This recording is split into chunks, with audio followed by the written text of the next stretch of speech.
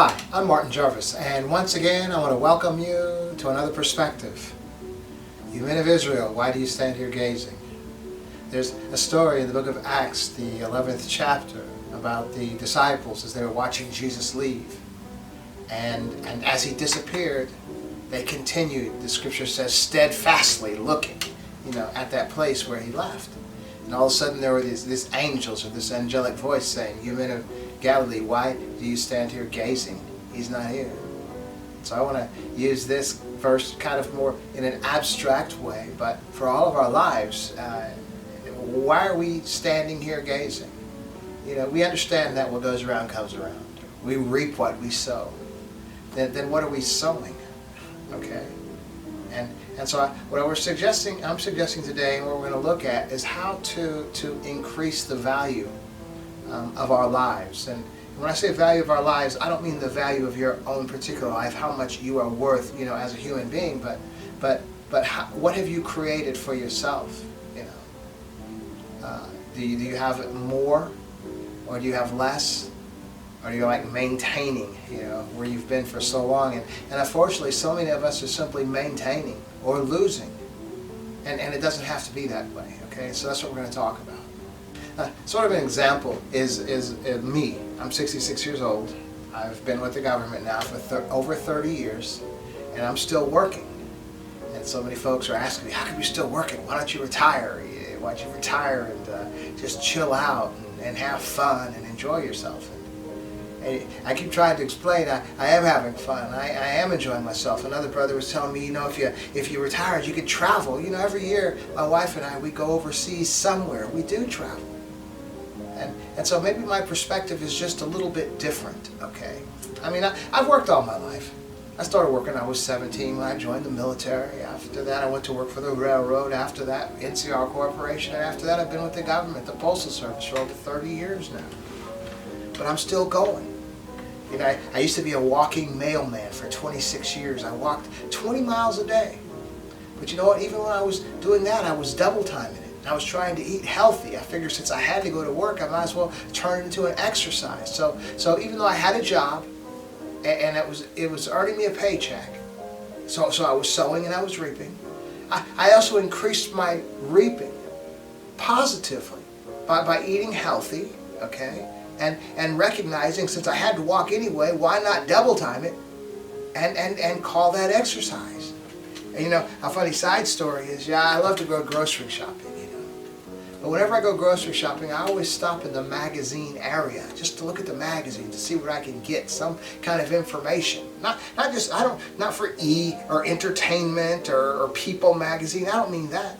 But I mean like some kind of Psychology Today or mindfulness, the various types of martial art magazines, and especially while I was doing that job walking at the Postal Service, Runner's Magazine, because I was double timing it and I was considering myself a runner.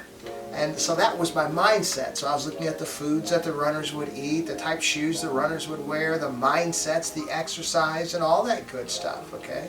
Because I considered myself a runner. So not only was I sowing in the area of my job, so I was reaping a paycheck and health care and investing in putting in Social Security and increasing my retirement time. I was also exercising. I was also in good health, so I was investing in myself. And what I reaped was a healthy body. And so again, I'm 66 years old and I'm pretty healthy for somebody my age. And now that I don't walk anymore, I'm a driving mailman for the most part. I don't walk through neighborhoods and do all the stuff, I fight dogs and all that stuff. I'm a driving mailman. I don't even wear a coat. I wear a jacket or a sweatshirt, But so what I'm going to share is the mindset. It's a mindset of that why do you stand here gazing thing could be expanded to most of our lives. Like gazing could be just doing my job and just getting a paycheck when there's something else I could do, when I could exercise and I could eat right. And so I'm not gazing in that respect, and I'm receiving good health. I'm reaping, okay? So I think it's very important is for us not to get complacent and think we're doing well simply because we're working, simply because we're collecting a paycheck, because there's more to do. And I don't mean like lifting that barge or toting that bale. I don't mean, or walking around with grinding the millstone, and all that kind of stuff. I'm not talking about that kind of work. I'm talking. I remember I used to work with this guy. He was a retired military guy, and he would always say, work smart, not hard. Okay. So there's always something that you can do. And in this day and age with technology and social media and the ability to reach globally all over the world, even from home at your desk, there's something that you can do that will give you a good reaping, okay? But what we do is we spend too much time, not doing anything and believing we're doing something. Let me give you an example, like sports. Guys, at work, I'm not really in the football pool or the basketball pool or March Madness or any of that stuff that comes around. And I was asked, do you like sports? And I do. I played baseball for like 6 or 7 years growing up. I did the martial art thing from the time I was 14 till I was in my 30s. I mean, I like sports. But I don't consume myself with so much time. I can't sit on a Sunday, every Sunday, and watch a 2-hour game, and then watch another 2-hour game, and then basketball season, the same thing, and baseball season, the same thing. That's a lot of time. It adds up. It doesn't seem like, well, what are you going to do Sunday afternoon? Just watch some games? Well, we'll multiply those by 52 weeks, and then multiply those weeks by how many years? And you're going to be amazed at how much time you spent watching TV, doing absolutely nothing. Okay? Now, I used to watch football back in the days with the Steel Curtain with Franco Harris and them and Mercury Morris and Mean Joe Green and Willie Lanier. Back in those days when I was young, back when getting that buzz, because getting that buzz was another time waster. So you're just sitting around chilling, doing nothing, wasting time.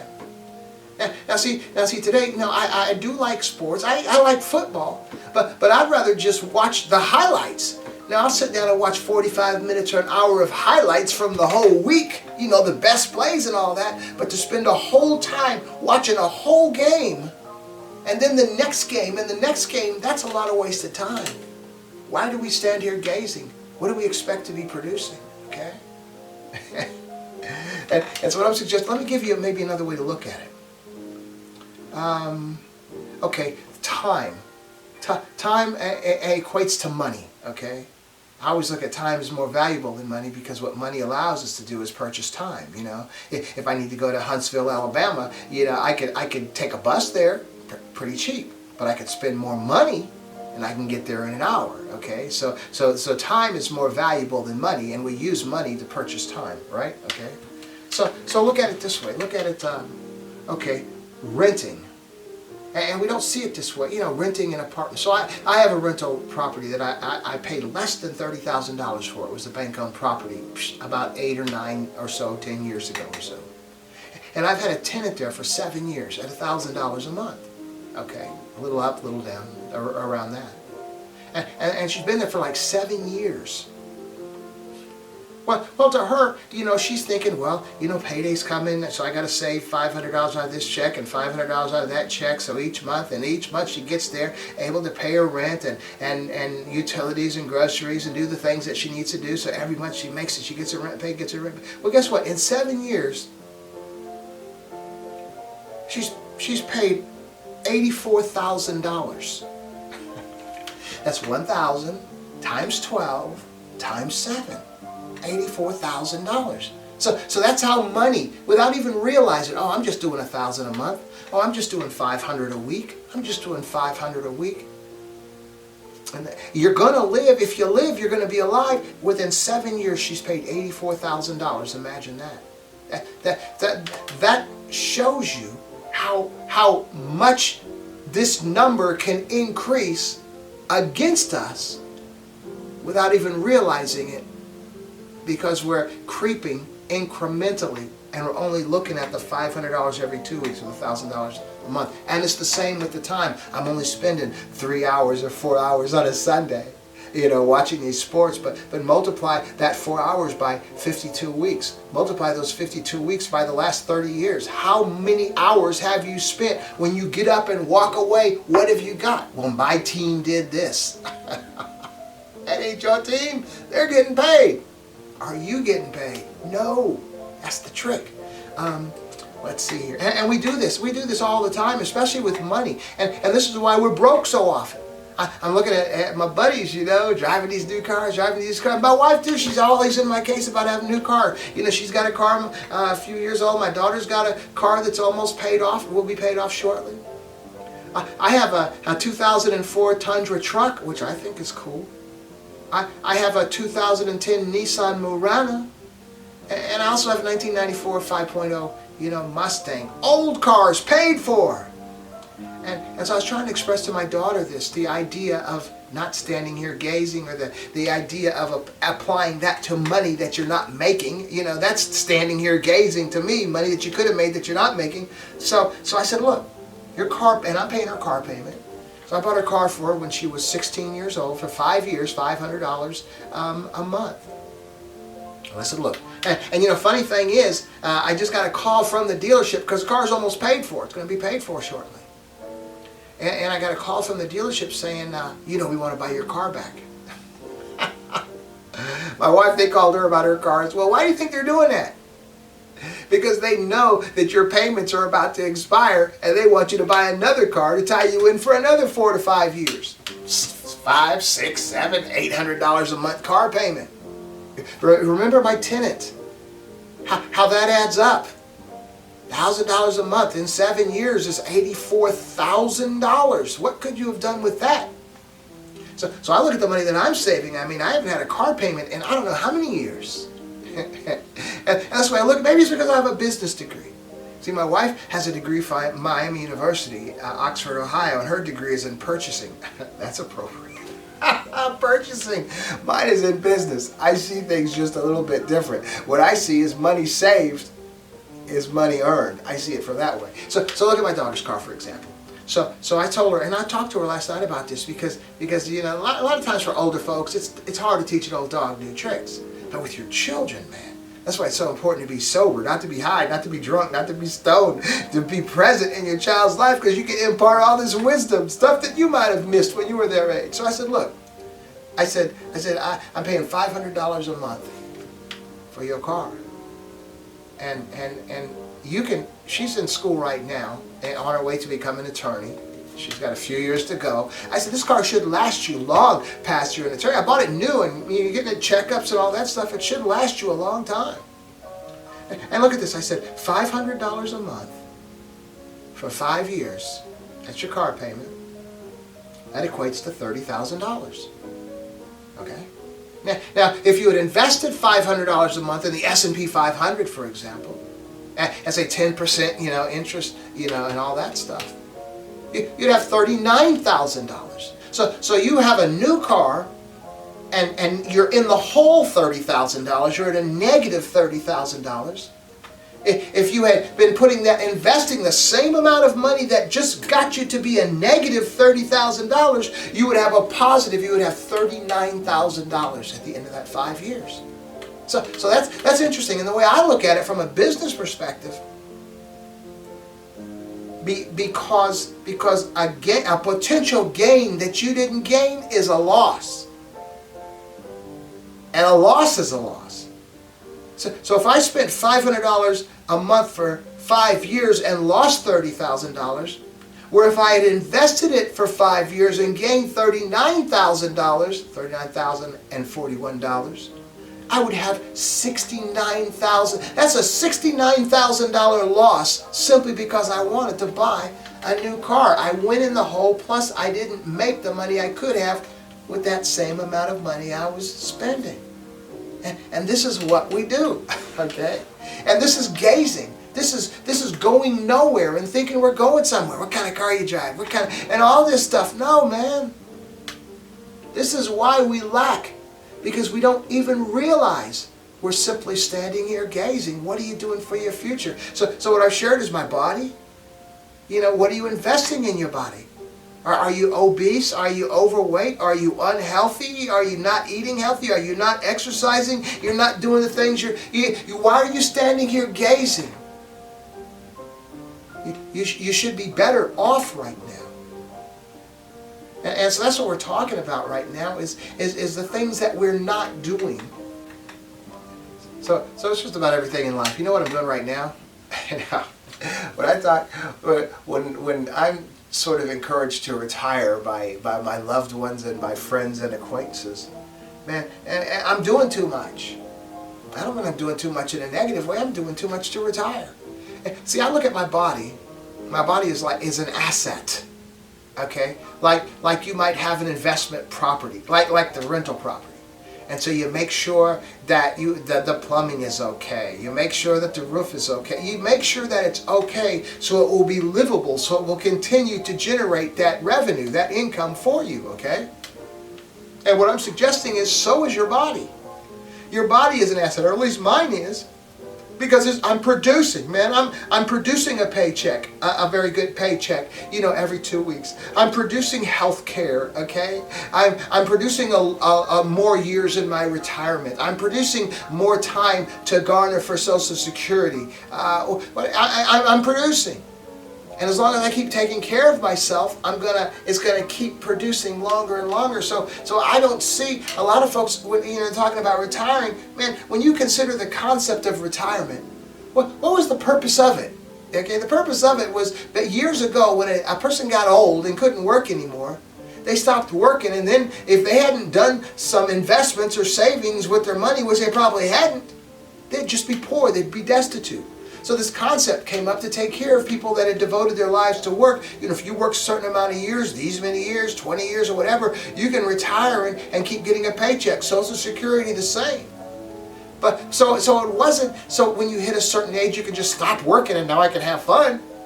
It was so that when you came to the point where you couldn't work anymore, you wouldn't have to be destitute. We've forgotten the purpose of retirement. And what I've come to the conclusion is that when you're doing the things that you're supposed to be doing in life and you're getting the proper results, you are content. I'm content. My life is like 99.9% drama free. I'm content trying to do the right things, doing what I need to do and reaping the benefits. Okay? So there's a contentment within me.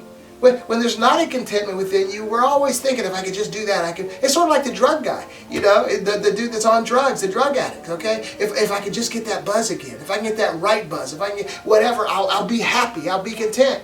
It's like a gentleman that's running and running and running and thinking if he can just get running fast enough, he can fly, but he'll never get there. And that's often how it is, even with retirement. That we've been working for a while, and we think, and we're not happy, and we're thinking if we just retire, now I'll be happy because I hate my job, I hate this, I hate that. No, your hate emanates from within. Unless you're in prison, unless you're in the Hanoi Hilton, unless you're being tortured, whatever, if you're not content, that's the issue. It's within you, it's not without. And what you're going to find is no matter what change you make in your life, you're still not going to be happy. I'm just saying, what do you want out of life? and what are you sowing? What do you want to reap in your life, and what are you planting? It's directly related. And so your contentment, as you're taking care of yourself, as you're sowing into your life, you're happy, you're healthy, you're not walking around lethargic, I don't take any medicines. I'm 66 years old because I'm taking care of myself. See, when you're content within yourself, you're not standing here gazing, looking for something that once was to happen again. It's not there. It's over here. And so I just want to encourage you today to stop wasting time. Respectively. I'm just saying, look at your life. Look at the things you're putting your mind to. You know what I've been doing lately? Now, some of you recall when I turned 65 in November of 2023, I decided I was going to go on a journey of discovery to find out what I was going to be doing for the next phase of my life. And so that's when I was growing I wasn't cutting my hair or my shaving or anything. I had this big old beard and everything. And around February, I realized that I wanted to write some more books. I had already written about 8 books, but I wanted to write some books. And I also wanted to find a new course for my life, a course as far as business or career or something to do. Because I don't mind leaving where I'm at if I have something better. But anyway, and the chase is kind of enjoyable as well. So in February, I realized that I wanted to write some more books, and that I needed a new career path. I don't want to use the word career because it seems so work-ish. I wanted to do something fun to generate money. Okay, that sounds a whole lot better. So I began writing more books diligently, and so up until it's like December now, I've written quite a few books. And with Kindle, Amazon Kindle, you can create a book. It takes you through a process, and this is all free. You create a book. You just write, in which I've been used to because I've been writing books for quite a few years now. And so this gives you the format. It even puts it in the right order and puts it in book form. You create a cover and all that stuff. It's good. And then it puts it out on the marketplace. It's available on Amazon.com. And so I don't know how many books I have out there, probably 20 books out there. And to be clear now, the first 13, they were essays. I have like 400 that I've created over the years, over the past 20 years. So I picked like the best 200, and I kind of reformed them, rewrote them to be appropriate for today, because some of them may have been talking about things that happened, 20 years ago and all. And I published them. And when I say 13 books, what I did was I took like 15 essays and made a book out of it. 15 essays made it. So it equated to like 13 books, okay? And so I've created other books, like a book that I wrote to my daughter, Dear Karis, Letters from a Father's Heart. These are all on Amazon. Dear Martin Jr., Letters from a Father's Heart. I have another book called Empty Riches, which is speaking to rich folks who still feel empty inside, who still feel not happy. Remember that contentment, that whole contentment thing we were just talking about? I have another book about death, embracing the inevitable. And I'm working on one right now. It's how do you relate social and faith-ish spirituality to physics. I don't have a title yet. I'm working on that right now. It should be finished before the end of the year, I'm hoping. Okay, but the point is, now this might seem silly, I've already generated like $62 in revenue this month. Now that might not seem like much, but it's from no financial investment at all. What happens is, when the books are out there on Kindle, when somebody there's the cost that it costs to create the book, which Kindle has determined, and so depending on how high you mark up that book determines what your royalties are going to be when somebody buys it.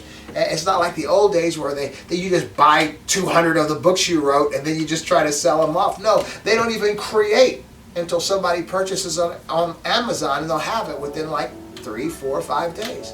So I found something. The writing the books is very enjoyable, and with the internet, it's easy to have proofread and grammar checked. I used to have my sister, the PhD.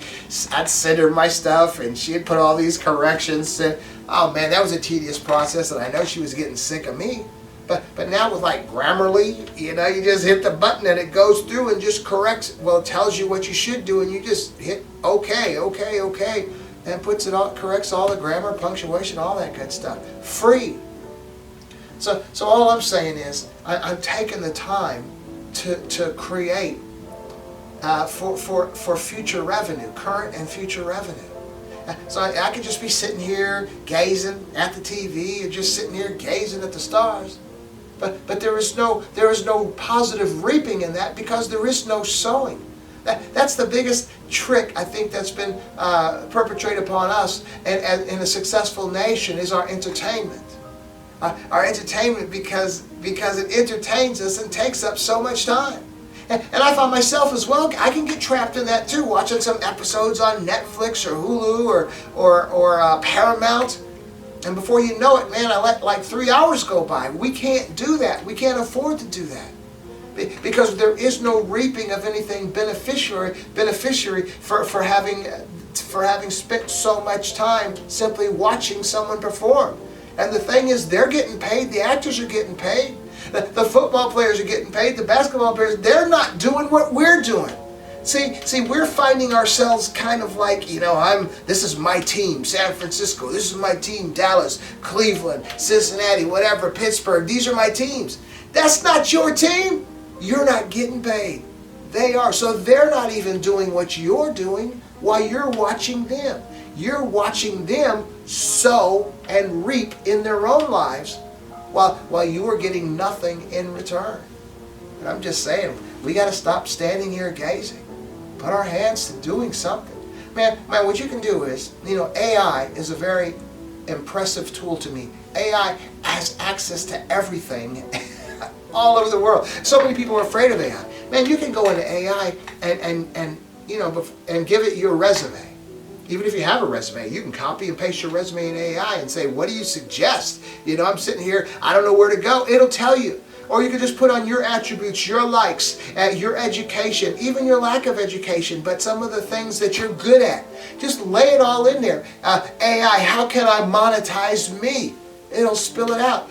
We have the tools at our fingertips to make ourselves more prosperous. And we don't realize it. We don't utilize it. You can ask AI. AI is an excellent tool. It's better than Siri. It's better than Google. Google is even using AI now, if you notice. But you could say, look, I get a buzz. I spend 2 hours a day high, and maybe I spend 2 hours to come down, or whatever. Then I spend this much time sleeping, this much time at work. How can I monetize myself as I'm utilizing all this time? And it'll give you a warning that you're screwing up, but it'll also, even with that, it'll give you suggestions on what you can do to monetize your life, okay? And so I'm just throwing a tidbit out here. We have everything that we need in front of us, and we're just standing here gazing. Because at the same time, these tools are there, like AI is there, to help you find a direction in your life. We also have all this entertainment where we're watching other people who have already found their direction in their life, which is entertaining us, and they're getting paid. And rather than finding, like they did, the way to monetize themselves, we're sitting here simply not monetizing, not improving, not getting any wealthier, but watching them monetize their lives. There's a problem with that, man. And this is it. This is really like an easy message. This isn't a harsh message. Because this is what we want to be giving to our children, man. I look at it like investments, man. If I had been my daughter's age and somebody had been telling me about investing when I was her age, 19, man, it would be crazy. It would be so much. If I had been like 14 and decided not to get that buzz and spent my life sober, I'm in pretty good shape now. Even financially for a person my age. But man, if I had never got that buzz, if I had never, any of that kind of stuff back in the day, I probably would have been like a nuclear physicist. I don't know. Or something right now. You make the best of what you got. And then you try to help your kids not to make the same problems that you made, make the same decisions you made. Because the problem is they're watching us. And if you're getting a buzz, they're getting a buzz. I know this lady, man, and she's really distraught because her 14-year-old child just found smoking weed, But so what the kid is seeing is, he's seeing his mom is addicted to something, and she seems to be enjoying it, or she wouldn't keep doing it. Now you got this boy that's 14 years old. His brain hasn't fully developed yet. We know that. Young boys, their brains don't fully develop till about 22 years old. Young girls, about 21. Go figure, right? But anyway, so what message is she sending to her kid? Man, it's very important. Now for me, I think the reason I'm on this sowing so much positivity right now is because I lived so many years the wrong way. Well, up until I was 28. Again, I just turned 66. And so I did all the things that I wasn't supposed to be doing. And so at this particular point in my life, I'm like my kids didn't know me back then. See, I'm Martin now, and the guy that you know. But my kids don't know Marty. They didn't know that guy. Fortunately for them, I wasn't that guy. Some of you are that guy in front of your kids right now, and that's not the person you want to be. That's not the example you want to give. Man, I've been trying to exercise, keep in shape, and doing all this stuff, as the mailman, because that's my job when I left NCR. And so I've eaten right and kind of exercising even in the job itself, double timing it. My son working out, getting cut, looking good. My daughter working out. My daughter, I had her in karate when she was in kindergarten. I was a martial artist for many years, even though I wasn't eating right or doing that stuff. And then in the second grade, she wanted to quit karate and she wanted to run track. And after that came soccer, and after that basketball, then soccer again, then basketball again. Then finally she ended up like the last 6 years playing lacrosse, and she's very good. But when she wanted to stop practicing karate, it was okay with me. But I was doing that 40-minute martial art cardio. It was like 900 kicks and 1,000 punches in like 40 minutes. And I'm saying, you know, you don't have to do karate, but you're going to have to work out. So we'll just work out together for the next 2 years. We worked out every day together. Always be the example. It's not right. It's not effective to be telling your kids what they should be doing or what they shouldn't be doing if you're not an example of that before them. Because guess what? They're going to do what you do more often than they're going to do what you say. Okay? They're watching you. And like sometimes with my kids, even after they've gone, even after they've gotten older, and they might be going a direction that I don't think they should go, or doing something I don't think they should do. I mean, I'll voice my opinion, but if you're a man and you're a woman now, you know, you're on your own. But what I'm going to keep doing is I'm going to keep doing what I'm supposed to be doing. I'm going to keep living the life that I'm expressing to them that they should. Now, their potential is far greater than my potential, but I can just keep doing what I'm supposed to be doing before their eyes. And you know what's magical about it? It might take 5 months, it might take a year, it might take 3 years, but finally you'll find them coming in line with what it is they're supposed to be doing. Simply because you demonstrated it. You just kept on walking. You didn't quit. I want to, just right now, thinking in my mind, that analogy. Remember the old analogy of the tortoise and the hare? With that, they had a race between the turtle, you know, and the rabbit.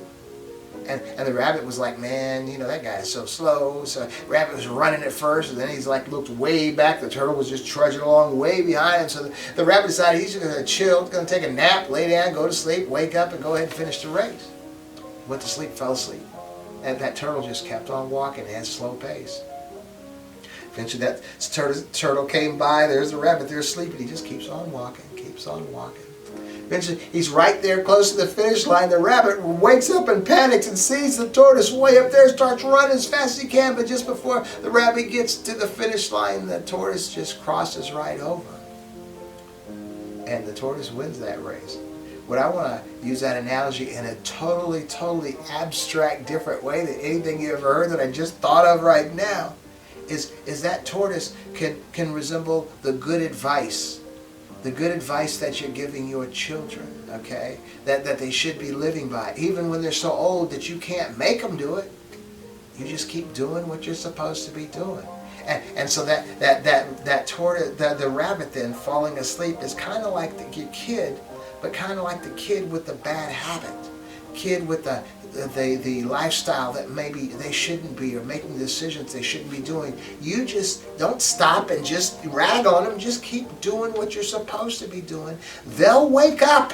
They'll see you crossing that finish line. They'll run as fast as they can to catch up. You'll surpass them. And so the loser in that is not really your child. It's the attitude of your child recognizing that the way you were walking was the correct way, and they'll shed themselves of that rabbit, mentality. They'll shed themselves of whatever that negative mentality, and as they cross that finish line, not winning, that would be their best experience, and they'll realize, this is what I need to do. And see, continue as the parent with that analogy. You want your children to be better than you. So now you're still walking at your pace because you're still continuing to walk because the race was never over.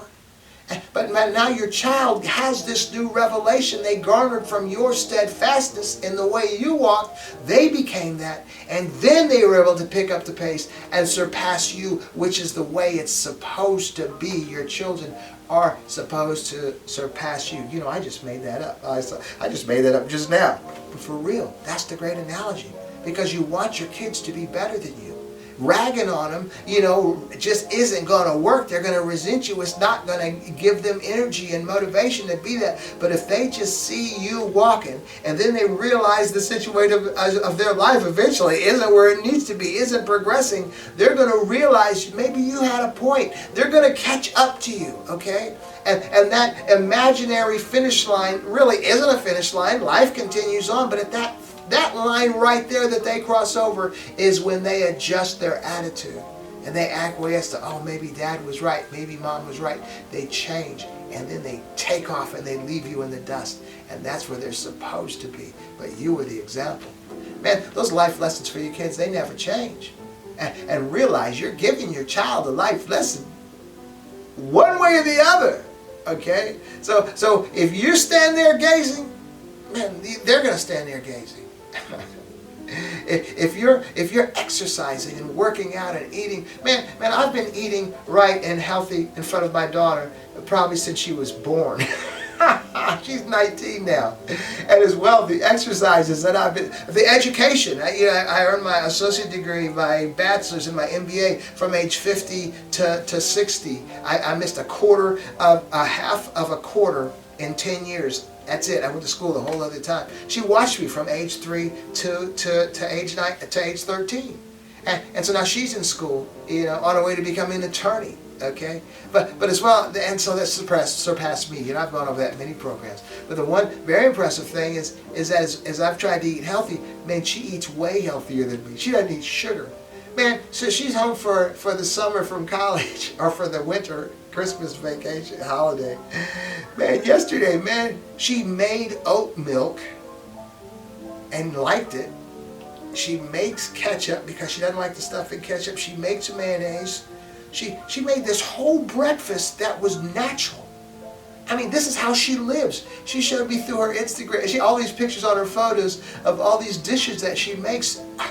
It's amazing. And you know what she utilizes to do all that with? She didn't learn it from her mama.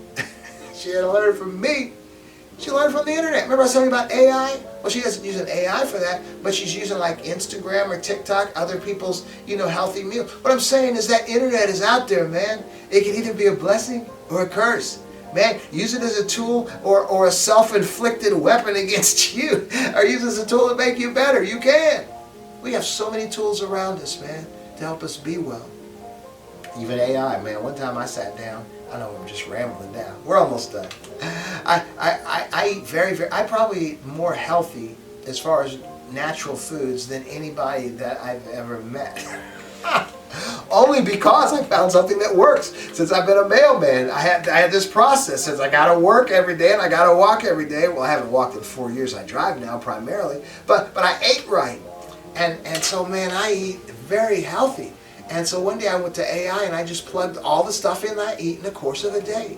And it was telling me all the I didn't know the benefits of the things I was doing. I just knew it was good to do these things that I was doing. It laid it out, man. AI is such an impressive tool. You can go into AI and say, this is like ChatGPT. I mean, I have the higher version, 4.0, but you can just ChatGPT and put in everything that you eat in the course of a day. And then say, what should I add to my meal to be a healthy person? To give it the steps you take every day, or what you do every day in the course of a day, and how much exercise do I need to be a healthy person. I mean, the only limitation to AI or using ChatGPT, for example, is the only limitation is our inability to think of what to ask it. We're so used to, remember growing up, that little 8-ball? Will I meet the right person? Maybe, we'd rather do something like that, than do something for real. And so at our fingertips today, some people are afraid of AI. Some people are afraid of the internet. Some people are afraid of social media. My books, man, some people stay off of social media because, they stay out. This guy was once telling me, man, people spend so much time on social media, that's the problem with it. Well, so I asked him, I said, well, you're not on social media. What do you spend your time doing that's productive? And he had that deer in the headlight look on his face because, he was staying off of social media because he believed it was taking too much time, but he was doing nothing in the time that he wasn't on social media. But I'm telling you, I have like 5 communities on social media. One of them has like 23,000 members, another has almost 8,000 members, another has, all the way down to one has 55 members, okay? And so marketing my book. I'm marketing my book to all those communities all over the world. You can use the internet for good. You can use it for evil, okay? I choose to use it for good. I choose not to be standing here gazing, watching cat videos and dog videos. I watch those sometimes too. But utilize your time wisely. Don't just be standing there gazing and wonder why you're not happy. you're not fulfilled. You were created to have a purpose. And that's where your contentment lies. And for a lot of us, our job is our purpose if we have the right mindset. And then we think we're going to be happy when we retire. We've just eliminated the little bit of purpose we had in our lives. That's not the way to go. Anyway, I think I've talked long enough. I think you can be well. Don't stand there gazing. Find something productive. Find a purpose. Find something to monetize yourself. Just find something to do. Don't stand here gazing, and pass that strength on to your children. How's that?